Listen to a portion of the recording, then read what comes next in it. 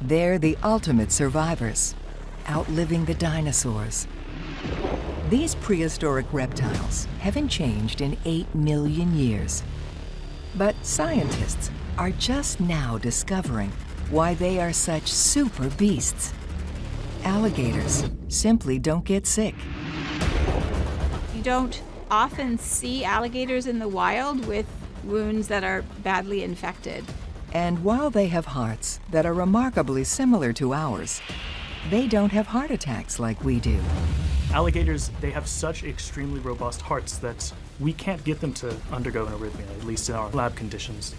Researchers are investigating the creature's edge on immortality. One clue may be hiding in their blood. We were looking at the possibility of identifying stuff in their blood that could have potential antibacterial applications. Could these ancient reptiles hold the key to some of the greatest crises in human health?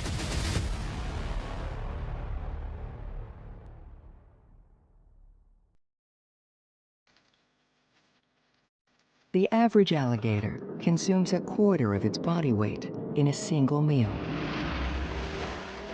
Then, powerful stomach acids dissolve the bones of their prey. The reptiles can sprint at 35 miles per hour, and they're very agile. This is a creature that is surprisingly smart. But it's the stuff that flows through the alligator veins that is proving to be one of their most extraordinary assets. At George Mason University in Virginia, Dr. Monique Van Hook and Dr. Barney Bishop are investigating the unique properties found in alligators' blood, especially those that are resistant to antibiotics. Barney Bishop came to talk to me about alligators and crocodiles and was telling me how amazing they are. Alligators fight infections much better than we do, without antibiotics. Antibiotics a lot of times stop working because when you give an antibiotic to a patient, the bacteria either evolves or dies.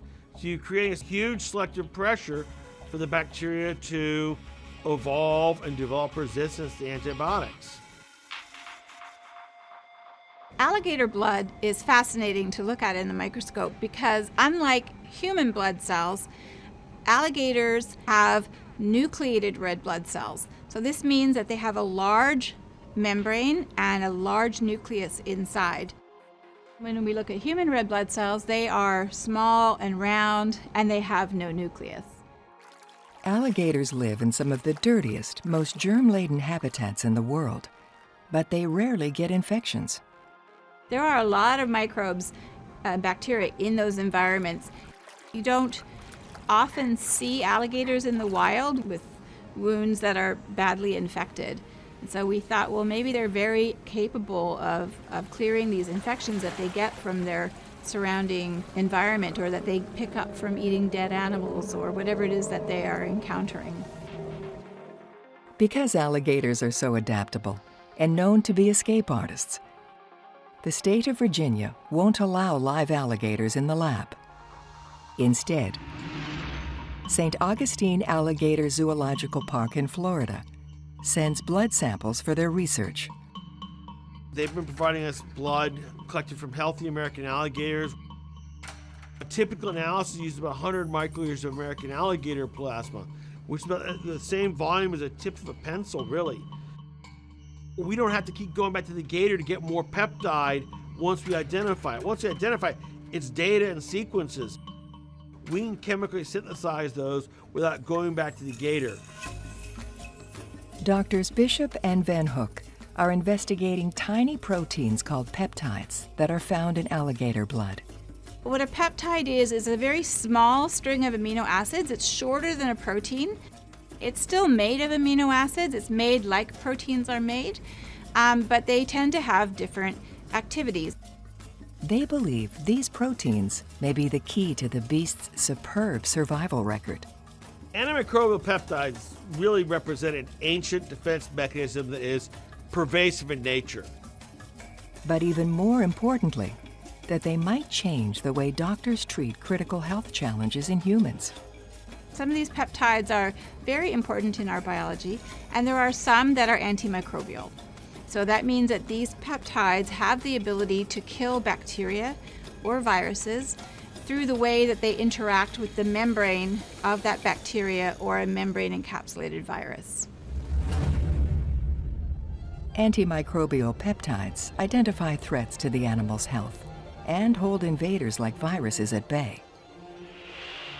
These specially shaped helical peptides are ruthless defenders of the alligator's immune system.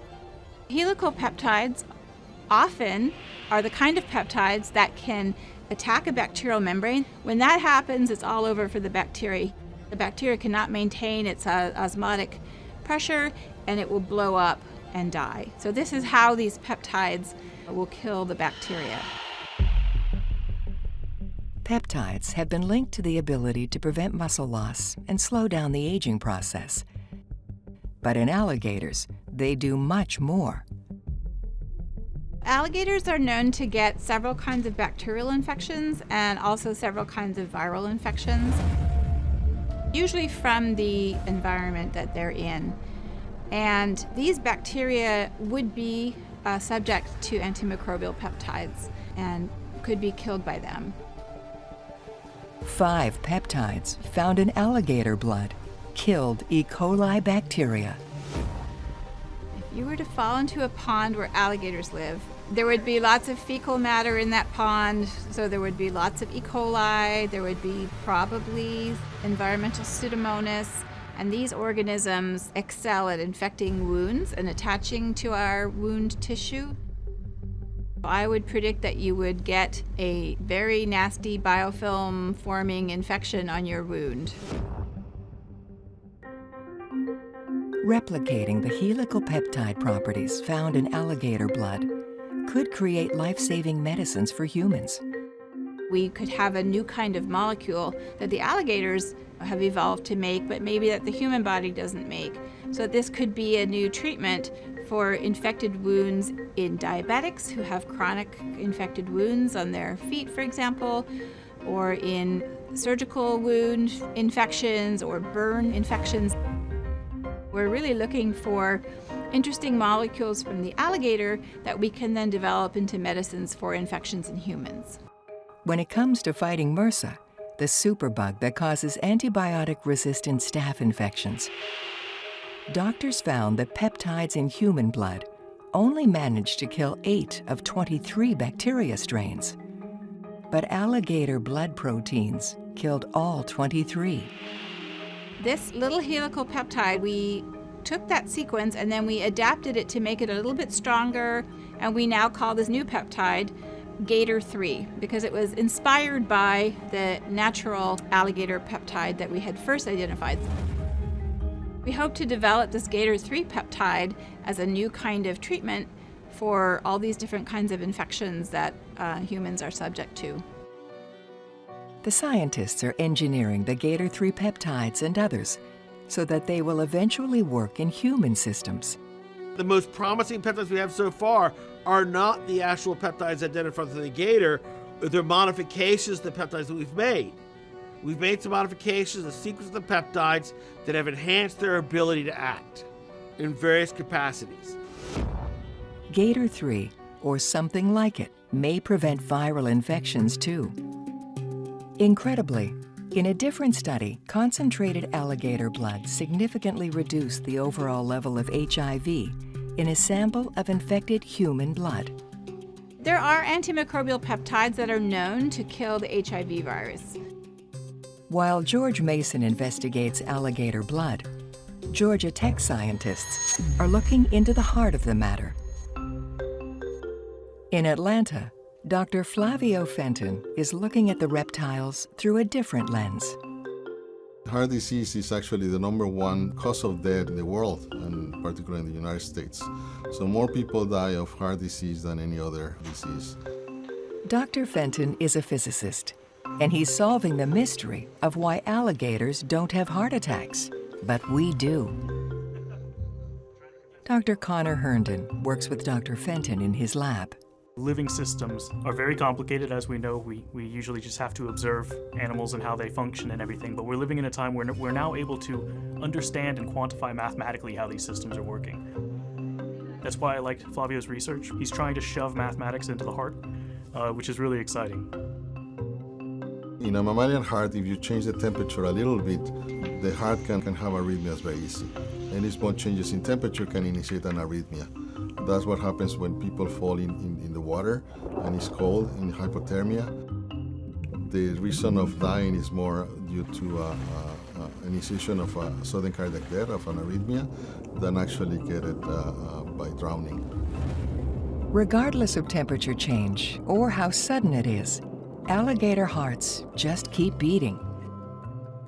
Alligators, they have a large way of temperature that can change, and they survive. But although they are reptiles and we are mammals, alligator hearts are strangely similar to ours. We have hearts with 4 chambers. So we have the 2 atrias and the 2 ventricles. Reptiles, in general, they have 3 chambers, the same as amphibians. And fish, they have basically like 2 chambers. However, in the alligators, they have 4 chambers as the mammalians. They are very similar in the way they function.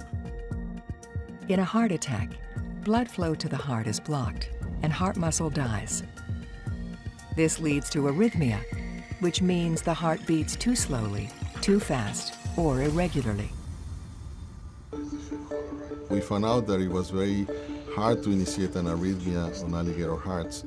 In fact, they disappear within seconds. Fibrillation is a dangerous arrhythmia because it can lead to death within minutes. The way a heart pumps is controlled by a wave that tells its muscle cells to contract. Electrical signals drive this wave, which must occur in a consistent pattern to keep blood pumping normally. In a deadly arrhythmia, this electrical signal is interrupted. The only way you can terminate an arrhythmia is with a big shock that defibrillates the heart.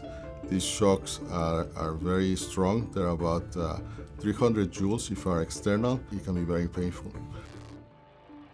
When a patient is going to develop fibrillation and you need to defibrillate with a shock, we're trying to make methods that will use very low energy shocks that will terminate the arrhythmias safely and fast.